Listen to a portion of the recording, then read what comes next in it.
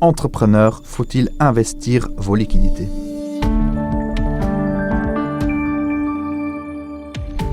Mesdames et messieurs, bienvenue dans ce nouvel épisode de notre podcast de Trends Tendance, la bourse ou la vie. Nous avons le plaisir ce soir d'accueillir Hamza Naki. Hamza, tu es entrepreneur toi-même. Tu es aussi fondateur et rédacteur en chef du média de vulgarisation financière Parlons Finance. Et ce soir, nous allons donc parler d'un sujet qui concerne les entrepreneurs. Et c'est la question, faut-il investir ses liquidités? Donc pour commencer, peut-être, commencer un peu par une question peut-être un peu plus technique, mais de quoi est-ce qu'on parle précisément quand on parle de liquidité? Tout d'abord, bonjour Charlie, très heureux de participer à ce podcast avec toi. Mais effectivement, avec plaisir, merci d'être là. Avec grand plaisir. Effectivement, dans le domaine de l'entrepreneuriat, du business, etc., il y a des termes spécifiques qu'il faut savoir employer. Effectivement, l'emploi de ces termes-là favorise aussi la gestion stratégique de l'entreprise. Ouais. Quand on parle par exemple de liquidité dans une entreprise, on parle tout simplement de l'argent immédiatement disponible, qui est liquide, qui est fluide, et donc on peut utiliser. Ce sont donc les fonds qui dorment sur votre compte courant, parfois sur un compte courant à vue qui est rémunéré et qui ne sont pas encore affectés à une dépense précise ou à un investissement. Et donc, c'est l'équivalent de la trésorerie qui est prête à l'emploi. C'est ça qu'il faut se dire.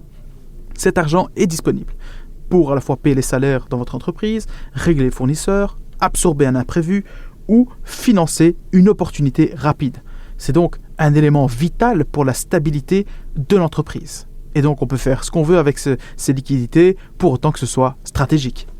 Oui, ça, évidemment, c'est toujours le plus important. Donc, comme tu dis, cet argent-là, on peut l'investir.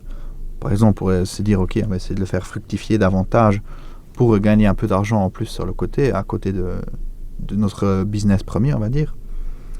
Mais à quoi faut-il faire attention quand on investit cet argent? Et là, la question, elle est un peu en plus en mode vraiment l'argent en tant que tel.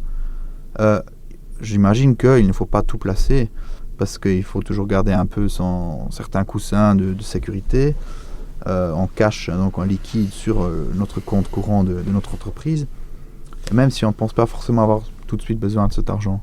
Donc quels sont là un peu les différents barèmes qu'on pourrait avoir?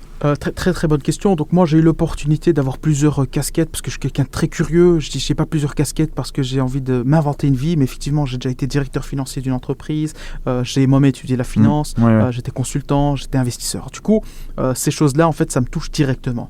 La première règle c'est ne jamais mettre en danger votre activité. Parce qu'une entreprise en fait c'est un roulement, il y a tout le temps des coûts, tout le temps des flux et ce qu'on appelle des coûts fixes.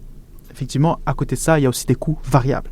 Et donc, avant d'investir, il faut définir un coussin de sécurité. Souvent, c'est l'équivalent de 6 à 12 mois de charges fixes selon la nature de votre business.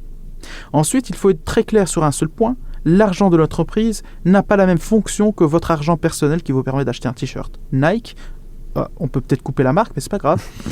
Donc voilà, on ne cherche donc pas à maximiser le rendement avec cet argent, mais à optimiser la trésorerie sans compromettre la stabilité de votre entreprise. Car la première chose qui est importante, c'est qu'à la fin du mois, vous puissiez payer vos fournisseurs, vos employés, vos charges, votre loyer, etc., etc. Et le restant, effectivement, peut être utilisé pour des investissements afin d'optimiser la trésorerie. Donc, on évite les placements trop volatiles si l'entreprise peut avoir besoin de cet argent à court terme. Ok. L'autre question qu'on peut vite se poser aussi, c'est quel est l'horizon de ce placement? Parce que par exemple, quand on est un investisseur particulier, donc on investit son argent propre, on parle souvent de long terme, 5-10 ans, comme un horizon assez intéressant pour se lancer. Mais donc quand on est quand on place via pour son entreprise, est-ce que l'horizon est différent en termes d'années? Qu'est-ce qui serait l'horizon idéal pour un entrepreneur? En fait, ça dépend de chacun. Ça dépend aussi de votre activité, si vous faites votre analyse de marché, s'il y a une continuité, si votre client principal ne va pas vous lâcher dans 6 mois ou dans 3 mois, si vous allez pouvoir trouver d'autres business, etc. Donc, il y a vraiment beaucoup de questions à se poser avant de vouloir se dire j'investis ce temps-là. Mais entre guillemets, il y a effectivement trois horizons temporels, je dirais, centraux. On peut les découper donc en catégorie court terme, donc de 0 à 12 mois. Et donc là, on va privilégier la sécurité à la liquidité forcément. Et donc, on va avoir un compte rémunéré, on va investir dans certains fonds ou encore des obligations très courtes. Ensuite, vous avez les moyens termes, et là, c'est une temporalité qui va de 1 à 3 ans. On peut donc aller vers des obligations d'État ou d'entreprises solides, des ETF obligataire ou pas, voire un peu d'action si la visibilité est bonne et que vous dites je maîtrise ce secteur-là, je pense qu'il y aura effectivement de beaux jours devant lui. Troisièmement, il y a l'aspect long terme, 3 ans et plus si votre entreprise veut investir dans un actif assez longtemps. Et là, on peut envisager des actifs beaucoup plus dynamiques, des actions stock picking, des ETF beaucoup plus diversifiés, de l'immobilier, voire une petite allocation en actifs alternatifs, en Bitcoin, en métaux précieux et autres. Plus l'horizon est long, plus on peut accepter la volatilité car l'entreprise a le temps d'absorber les fluctuations. Ça, c'est très important. Donc c'est un peu, c'est un peu le fil rouge donc, qui peut guider cette question. Exactement. Tu en parlais justement, mais la prochaine question, c'est l'allocation des actifs. Donc évidemment, le Bitcoin, tu viens d'en parler, a une certaine cote aujourd'hui auprès des entreprises qui veulent investir leur liquidité. Je pense notamment à MicroStrategy, qui est cette entreprise technologique américaine qui a... c'est un exemple un peu extrême. Aujourd'hui on l'appelle Strategy, elle a même changé de nom, d'ailleurs. D'ailleurs. Parce que Michael Saylor, donc le CEO, injecte quasi toute la totalité de ce que génère l'entreprise dans le Bitcoin. On regarde un peu pour faire les versements de dividendes et autres fonds de roulement, etc. Mais vraiment, une très très très grande partie de tout ce que génère l'entreprise va dans les bitcoins. Et c'est devenu un des fonds de bitcoin les plus importants au monde. Donc c'est un exemple un peu extrême, mais les placements donc, en crypto-monnaie deviennent de plus en plus importants auprès des entreprises. Est-ce que donc pour les entrepreneurs ici en Belgique, le bitcoin peut aussi être un actif intéressant pour investir de liquidités? Avant de commencer, déjà, tu sais, moi, j'ai beaucoup de relations, notamment en France. Donc, je discute beaucoup avec des entrepreneurs français qui leadent des grosses entreprises. Et principalement, c'est pas en crypto-monnaie qu'ils investissent, mais c'est plus dans des réserves de Bitcoin et voire maximum des Ethereum. Donc, effectivement, le Bitcoin peut être intéressant pour les entrepreneurs belges. Je pense que ça pourrait être vraiment pertinent et j'invite à s'y renseigner. Mais il faut être très prudent. Stratégie, c'est un cas extrême. C'est devenu une entreprise dont le business model principal, c'est le Bitcoin du coup. Et donc, fin d'année 2025, ils étaient d'ailleurs en perte latente de plus de 17 milliards. Ça fait peur, mais c'est le jeu, c'est le Bitcoin, c'est comme ça. Il y a des coups bas, des baisses colossales, et des hausses également. Et on a appris donc qu'ils ont encore investi plus de 100 millions dans le Bitcoin juste ce mois-ci.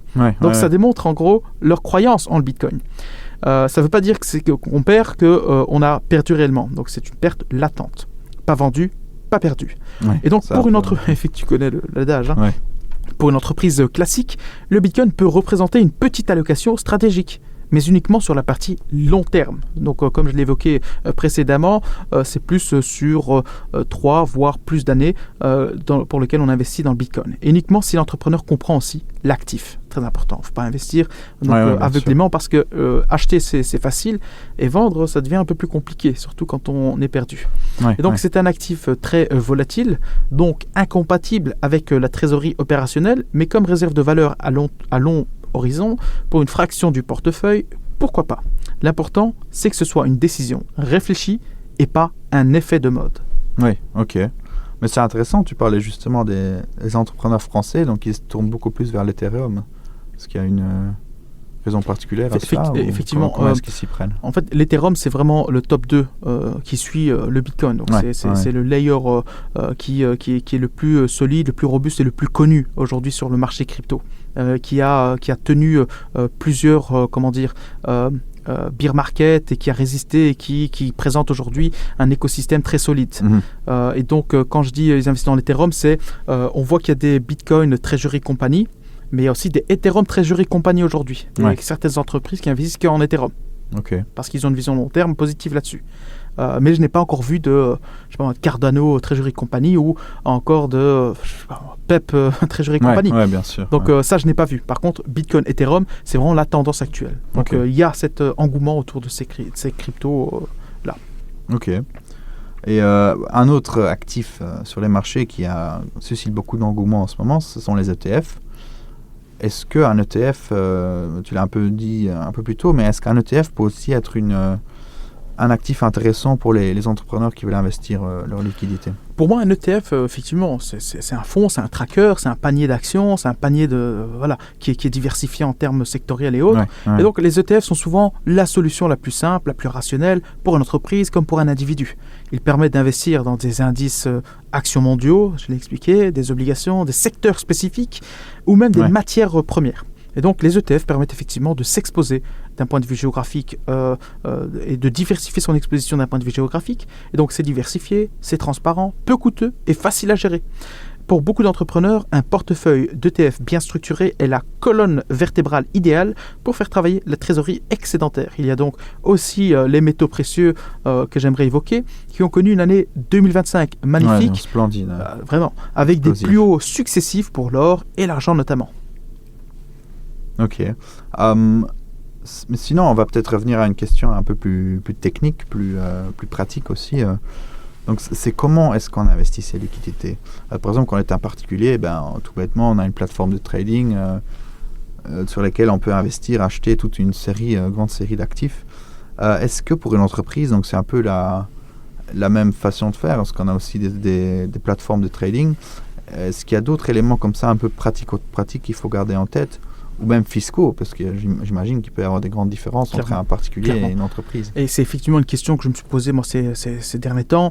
Comment investir la trésorerie d'une entreprise d'un point de vue fiscal, d'un point de vue pratique, etc. Donc c'est une très très bonne question. Il y a des différences importantes. Tu parlais de plateformes d'investissement et trading. Donc quand on est un particulier, il n'y a aucun problème. Il faut effectivement agir en bon père de famille, notamment en Belgique. Il y a une nouvelle fiscalité qui va rentrer en vigueur en 2026. Donc, on peut investir via des plateformes classiques, mais il faut tenir compte de la fiscalité des sociétés, qui est différente de celle des particuliers, forcément, de la comptabilité, car certains actifs vont demander un traitement comptable spécifique, comptable, fiscal. Et donc, des risques juridiques également, notamment lorsqu'il s'agit de crypto-monnaies, forcément. Et des implications en cas de distribution de dividendes. Donc, il faut vraiment faire attention à tout ça. Il faut se faire accompagner par un bon comptable fiscaliste, pas n'importe lequel, forcément. Il y a beaucoup de comptables fiscalistes qui ne connaissent pas le secteur et qui ne s'y intéressent pas réellement. Donc, il faut absolument se renseigner avec des avocats fiscalistes, etc. Mais investir la trésorerie de ces entreprises, c'est faisable. Il y a des plateformes que je connais qui permettent d'investir en société directement. Et donc là, il y a un KYC spécial entreprise qui est mis en place. Et donc, il faut envoyer toutes ces informations, les informations de l'entreprise, etc. Enfin, ce qu'ils appellent le CABIS en France, et en Belgique, il y a un autre nom, j'ai oublié. Mais bon. Et donc, beaucoup d'entrepreneurs passent par leur banque professionnelle en règle générale ou par un gestionnaire, non pas pour la performance, mais pour la conformité, la simplicité administrative. Mais aujourd'hui, petit à petit, ils auront l'opportunité d'outrepasser, entre guillemets, toute cette gestion-là pour investir directement eux-mêmes sur les marchés. L'important, c'est que l'investissement soit aligné avec la stratégie globale de votre entreprise. Ok, merci beaucoup pour tous tes éclaircissements sur ces questions. J'espère qu'on a pu piquer votre curiosité pour ce qui est l'investissement des entrepreneurs, pour les entreprises, et aussi répondre à vos questions que vous aurez pu vous poser, bien sûr. Donc, merci beaucoup pour votre écoute. Merci beaucoup, Hamza, pour toutes tes réponses et toutes tes analyses. Et à bientôt pour un autre épisode. Merci à toi. À bientôt.